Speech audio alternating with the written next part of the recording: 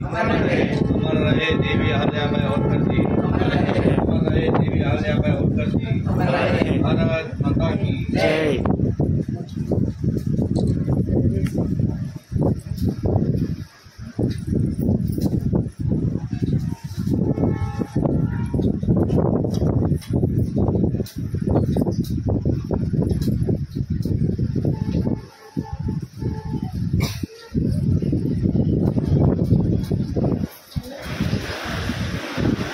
भारत माता की जय, भारत माता की जय, रानी अहल्याबाई की जय, रानी अहल्याबाई। ఈరోజు మనందరం ఇక్కడికి రావడానికి ముఖ్య ఉద్దేశం మీ అందరికీ తెలుసు. అవి రాణి అహల్యాబాయి హోల్కర్ గారు. ఆమె పుట్టి 300 సంవత్సరాలు ఈరోజు, చనిపోయి 230 సంవత్సరాలు, 70 సంవత్సరాల పాటు వారి జీవించి ఒక ప్రాంతాన్ని, దేశంలో అతిపెద్ద ప్రాంతాన్ని పాలించినటువంటి, దేశ చరిత్రలో 30 సంవత్సరాలు అనేక మంది రాణిని పాలించారు. 2 సంవత్సరాలు, 5 సంవత్సరాలు, 7 సంవత్సరాలు, కానీ 30 సంవత్సరాల పాటు ఒక ప్రాంతాన్ని పాలించినటువంటి దేశ చరిత్రలోని ఏకైక రాణి దేవి అహల్యాబాయి హోల్కర్. పాలించడం అంటే ఏదో కిరీటం పెట్టుకొని కూర్చోవడం కాదు. చూసారు ఆమె ఏ విధంగా సాధారణ స్థితిలో ఉంటారు, ఆ విధమైనటువంటి వేషధారణ. ఒక సాధారణ మహిళ అయినప్పటికీ అతి చిన్న వయసులో, 8 సంవత్సరాల వయసులోని తన తల్లిదండ్రులు పెళ్లి చేసినప్పటికీ అది తల్లిదండ్రులు తీసుకుంటూ, అత్తమామలు తీసుకుంటూ జీవితం గడుపుతున్న నేపథ్యంలోని అన్ఎక్స్పెక్టెడ్గా ఆనాడు మొఘలాయులు కానీ మన దేశం మీద దండెత్తిన నేపథ్యంలో తన భర్త చనిపోవడం, తదనంతరం తన మావైనటువంటి వారు ఆ బాధ్యతలు తీసుకోవడం, తను కూడా చనిపోయిన నేపథ్యంలో ఆ బాధ్యత ఒంటరి మహిళ అయినటువంటి. ఈరోజు మనం ఒంటరి మహిళ అయితే ఏం చేస్తున్నాం? పెన్షన్గా అప్లై చేస్తాం, ఈరోజు పరిచయం చేస్తాం. కానీ 300 సంవత్సరాల కిందట తను ఆ బాధ్యత తీసుకొని ఆ ప్రాంతాన్ని పాలించడమే కాకుండా విస్తరింపజేసింది. ఆ పదవి కోసం, ఆ బాధ్యత కోసం అనేక మంది సంస్థానం ఉంటారు కదా, ఆ ప్రాంతంలో ఉండే అనేక మంది కాపులాసుకున్నారు. అనేక కుట్రలు కుతంత్రాలు, మహిళని కూడా చూడకుండా అనేక కుట్రలు కుతంత్రాలు చేశారు.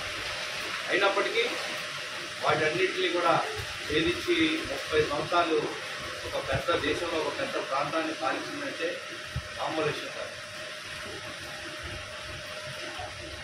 ఆ సంస్థానంలో పనిచేస్తున్నటువంటి ఇక్బాల్ దాదా అనేటువంటి ఒక వ్యక్తి ఈ యొక్క ప్రాంతం మీద దండెత్తే ప్రయత్నం చేస్తున్నారని చెప్పి నాకు తెలిసిన నేపథ్యంలో ఆమె యొక్క తెలివితేటలు ఆయనకు ఒక లెటర్ రాయడం జరిగింది. ఏమనంటే,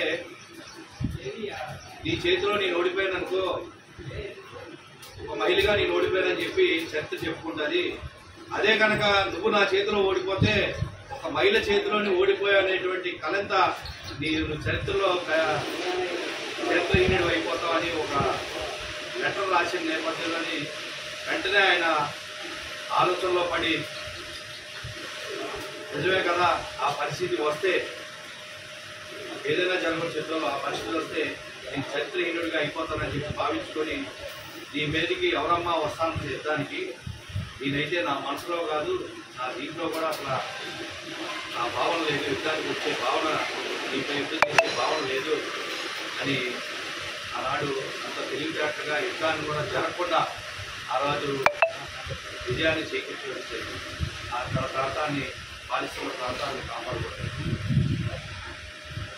అంతేకాదు, దేశాన్ని ఈరోజు పాలించాలని చూస్తున్నాం మనం. ఎన్ని పక్క దేశాలు కుట్రలు కుటుంబాలు, అదేవిధంగా అరువులు కూడా ఉన్నాయి. వాటన్నింటినీ చేరించి ఒక వీర మహిళగా 30 సంవత్సరాలు పాలించిందంటే అలాంటి మాతృమూర్తులు పవిత్రమూర్తులు మనకి ఆదర్శం కావాలి. మహిళా సాధికారత వింటున్నాం, ఈ మధ్యకాలం వింటున్నాం కదా. మహిళా సాధికారత 33% రిజర్వేషన్. దేశం వచ్చి స్వాతంత్రం వచ్చి ఎన్ని సంవత్సరాలు అయిందమ్మా? అదొక 75 అదొక 75 సంవత్సరాలు అయింది స్వాతంత్రం.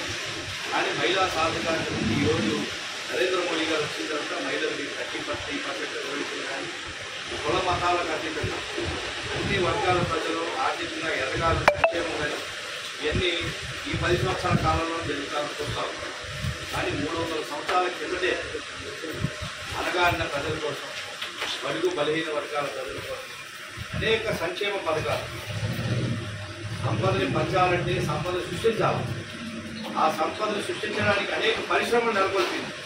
యువతకు ఉద్యోగాలు కానీ మహిళలకు ఉద్యోగాలు కల్పించడం కోసం ఈరోజు మనం మల్లేశ్వరం చేనేత వస్త్రాలని చెప్పి చెప్పుకుంటాం. ఈరోజు కూడా 300 సంవత్సరాల కిందట తన రాణిగా ఉన్న సమయంలోని మల్లేశ్వరం అనేటువంటి ప్రాంతంలోని ఈరోజు కూడా అది మనం చెప్పుకుంటాం. ఆ ప్రాంతంలోని చేనేత వస్త్రాల పరిశ్రమ పెద్ద పరిశ్రమ. ఒక మహారాష్ట్రలోనో లేదా ఒక మధ్యప్రదేశ్లోనో అమ్మేది కాదు, దేశ విదేశాల్లో కూడా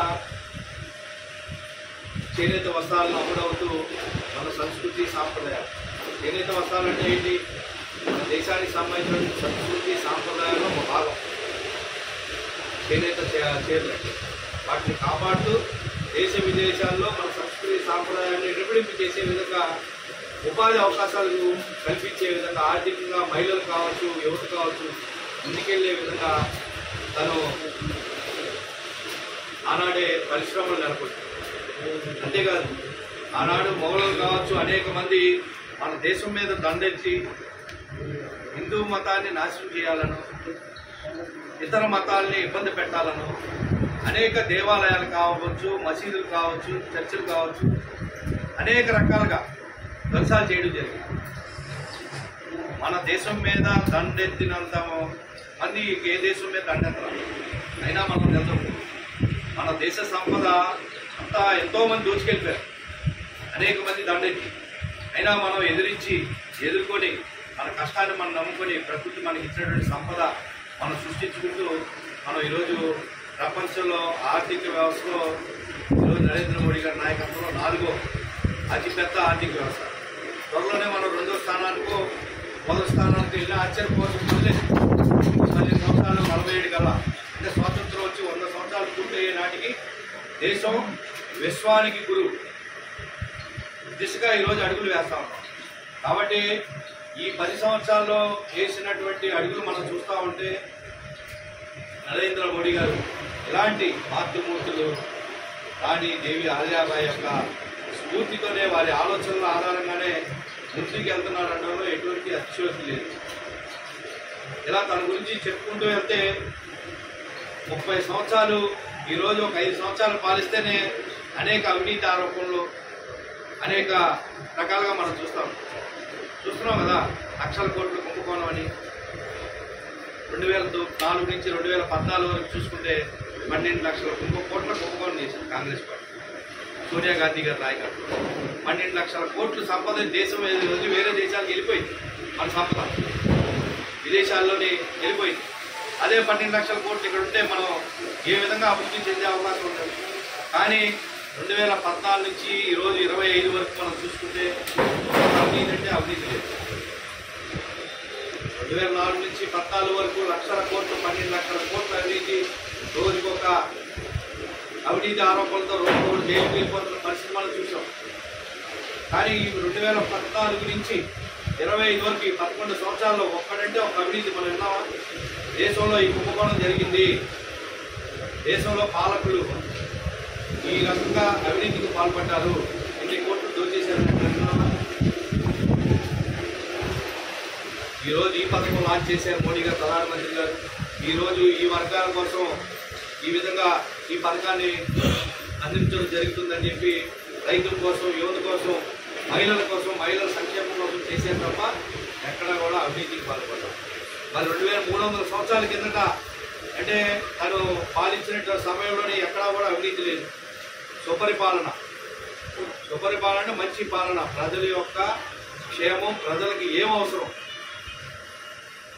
అని తెలుసుకొని తీర్చారు కాబట్టే పుణ్య శ్లోక అనేటువంటి బిరుదుని ఆయనకి ఇవ్వడం జరిగింది. అంటే పుణ్యమూర్తి అని అర్థం. పుణ్య శ్లోక అంటే పుణ్యమూర్తి. ప్రజల కోసం తను ఏ కర్తవ్యం నెరవేరుస్తూ ఉందో ఆ కర్తవ్యం తూచా తప్పకుండా ఆ ప్రాంత ప్రజలకు ఏం అవసరం, ఆ ప్రజల కష్టాల్ని తన కష్టాలుగా భావించి, తన దుఃఖాలు భావించి ఆ కష్టాల్ని దుఃఖాల్ని పాలదోలే దిశగా సంపద సృష్టిస్తూ ఎటువంటి అవినీతి లేకుండా అనేక పరిశ్రమలు నెలకొల్పి ఎవరికి కావాల్సినటువంటి ఏ మతస్థులకు కావాల్సినటువంటి ఆ మతానికి సంబంధించినటువంటి వారికి ఎవరికి ఇబ్బంది లేకుండా ప్రార్థించుకునేలాగా. అలాగే ఈరోజు వారణాసి, కాశీలోని వారణాసి దేవాలయం, శివుడు దేవాలయం కావచ్చు, శ్రీశైలంలో మల్లికార్జున స్వామి దేవాలయం కావచ్చు, సోమనాథ్ దేవాలయం కావచ్చు, మధుర, ఇలా చెప్పుకుంటూ పోతే అనేక, రామేశ్వరం లాంటి అనేక దేవాలయాలు ప్రాంతంతో సంబంధం లేకుండా తన సంపదలోంచి, తన ఆస్తిలోంచి తీసి ధర్మరక్షణ కోసం, ధర్మ సంస్థాపన కోసం తను ఆనాడే ప్రయత్నించాడు. కాబట్టి ఈ విధంగా మనం చెప్పుకుంటూ వెళ్తే తను మనందరికీ అలాంటి పేద బడుగు బలహీన వర్గాలు, బడుగు బలహీన వర్గాల వారిని, కాబట్టి మళ్ళాంటి వాళ్ళ కోసం అనేక కార్యక్రమాలు రూపొందించారు. అయితే ఈరోజే మనం ఎందుకు మాట్లాడుకుంటున్నాం అని అనుకోవచ్చు, కానీ స్వాతంత్రం వచ్చిన తర్వాత పాలించినటువంటి పాలకులు ఎవరైతే ఉన్నారో వాళ్ళందరూ కూడా ఈ యొక్క చరిత్రకారుల్ని చరిత్రహీనంగా చూపించే ప్రయత్నం, లేకపోతే చూపించే ప్రయత్నం. కానీ మనకు స్వాతంత్రం వచ్చి 75 సంవత్సరాలు పూర్తి చేసుకున్నాం. 2022 70 సంవత్సరాలు పూర్తి చేసుకున్న సందర్భంలో ఆజాదీ కా అమృత మహోత్సవ్ 70 సంవత్సరాలు పూర్తి చేసుకున్న సందర్భంలో దేశవ్యాప్తంగా సంవత్సరం పాటు అనేక కార్యక్రమాలు చేసుకున్నాం. అందులో భాగంగానే ఇలాంటి ఆ రోజు స్టార్ట్ చేయడం జరిగింది. అలాంటి ఆదర్శమూర్తులు మనం ఆదర్శంగా తీసుకొని వారి యొక్క చరిత్ర తెలుసుకొని మనం మన జీవితంలో కూడా మనం అధిగమించి ముందుకెళ్ళే అవకాశాలు పుష్కలంగా ఉంటాయని చెప్పి అలాంటి మాతృమూర్తి దేవి అహల్యాబాయి గారిని పూర్తిగా తీసుకొని మనందరం జీవితంలో ముందుకెళ్లాల్సిన ఆవశ్యకత ఎంతైనా ఉంది.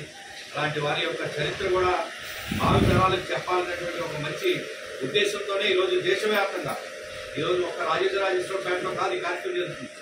దేశవ్యాప్తంగా గ్రామాన వాడవాడన కూడా ఆమె యొక్క జయంతి వేడుకలు 300వ శతాబ్ది అంటే ఎవరో అయితే మనం చనిపోతే మన వాళ్ళు మనం మర్చిపోతున్న సందర్భాన్ని చూస్తూ ఉంటాం.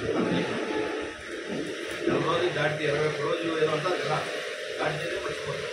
కానీ 300 సంవత్సరాలు, 270 సంవత్సరాలు, 230 సంవత్సరాలు చనిపోయినా కానీ ఈరోజు కూడా అలాంటి వాళ్ళని తెలుసుకుంటూ మనం, అదే మన సంస్కృతి సాంప్రదాయం.